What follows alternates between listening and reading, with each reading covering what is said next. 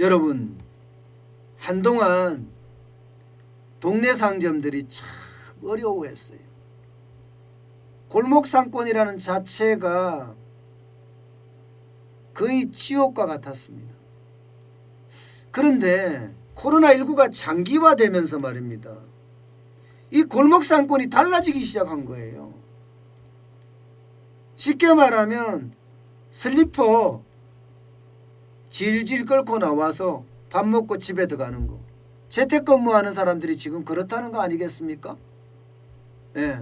재택근무가 많아지면 많아질수록, 게다가 코로나19가 창궐하면 창궐할수록 배달해서 먹는 사람들이 골목 상권에서 빨리 시키면 빨리 오니까 많아지고, 여기에다가 슬리퍼 신고 나오는 사람들, 그런 사람들을 상대하는, 쉽게 말하면 정성이 가득한 음식들이 지금 동네 상권에서는 팔린다는 사실입니다.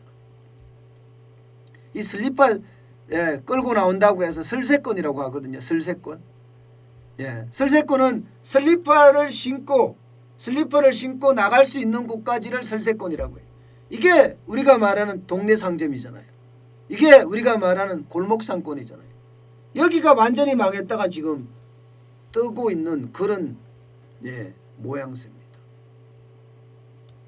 반면에 여러분, 지금 우리가 이야기하는 뜨는 상권, 잘나가던 상권, 전통 상권은 완전히 망가지고 있어요. 이게 명동이에요. 명동. 얼씬인스럽죠. 문도 다 닫았어. 문도. 명동도 그야말로 최악이에요. 여기는요, 삼청동입니다. 삼청동.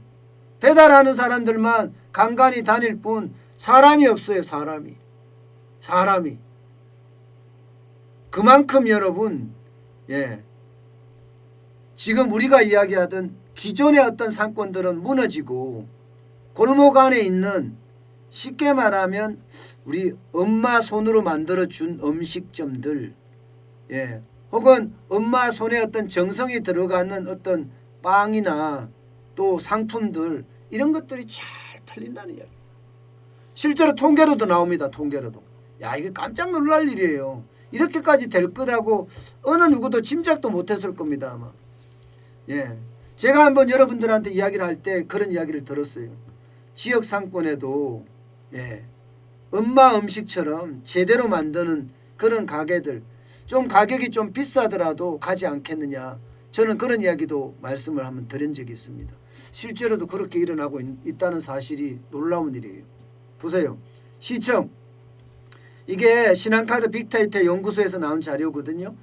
시청은 마이너스 34.3%까지 떨어졌습니다. 2020년 하반기에 말입니다.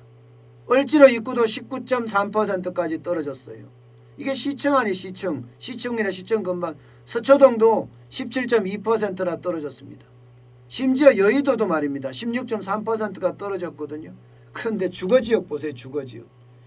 북가자동 23.6%가 늘어났습니다. 상계동 21%가 늘어났습니다. 도곡동 11.6%가 늘어났습니다. 그리고 북아현동이 10.2%가 늘어났어요. 야, 코로나19가 장기화되니까 참 소비의 변화도 희한한 변화가 오죠. 희한한 변화가. 실제로 말입니다. 마포구 연남동 이러면 젊은이들이 북적북적대는 핫플레이스입니다. 그런데 여기에 저녁 오후 5시만 되면 사람 없어요. 9시 되면 깜깜해요. 반면에 서초구 잠원동에 가면 아파트 단지 내 상가 난리가 났어요. 자리에 앉을 데가 없어요. 칼국수집에도요 북적북적, 중식당에도 북적북적, 냉면집에도 북적북적 이런다니까요. 그만큼요 소비 행태가 굉장히 빠르게 변하고 있는 겁니다. 이게 한국만의 상황인가? 아닙니다. 전 세계적인 상황입니다. 글로벌 컨설팅 업체 중에 엑센추어라고 있습니다. 엑센추어라는 회사는요, 전 세계의 소비자들의 응답자 56%가 동네 상점을 이용한다.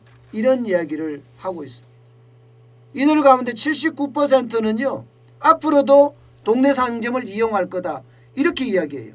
그러면 여러분 결국은 이제 자영업자들도 지역화된다는 이야기잖아요. 이제는요 골목 상권에 엄마 집밥 같은 엄마가 만든 상품 같은 그런 가게들이 이제는 장사가 될 거라는 그런 예측이잖아요. 이제 집에서 집 잘 안 해 먹잖아요. 어느 정도 되면 이게 힘들어서 못 해요. 집에서 집 밥해 먹는 것도. 예, 밥해 먹는 것도 어느 정도 시간이 지나면 진짜 못 합니다.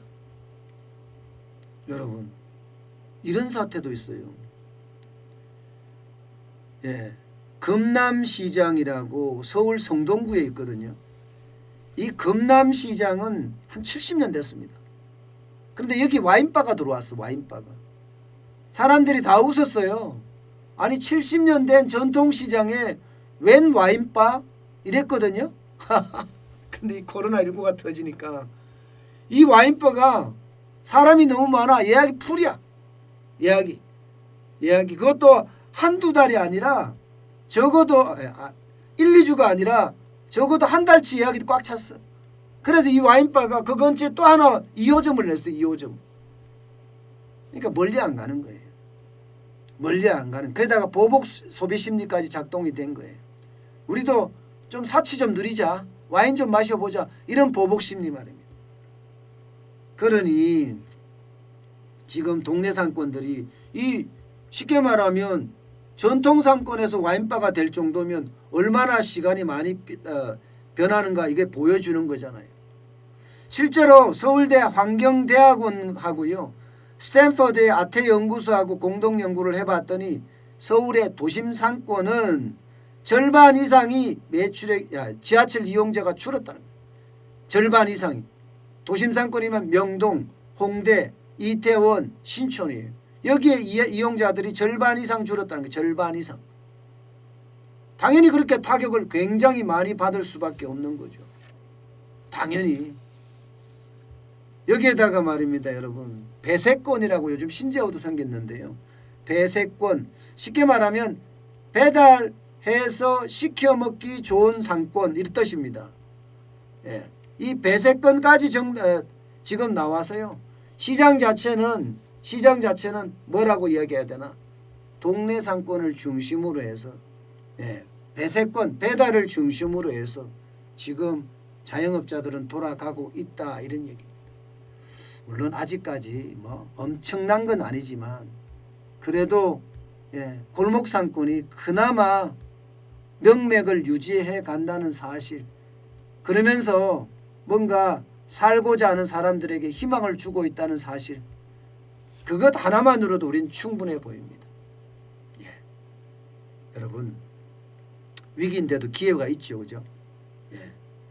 처음에 골목 상권은 완전히 망가진다고 이야기를 했는데 그렇게 세월이 코로나19와의 어떤 세월이 변하게 만든 겁니다.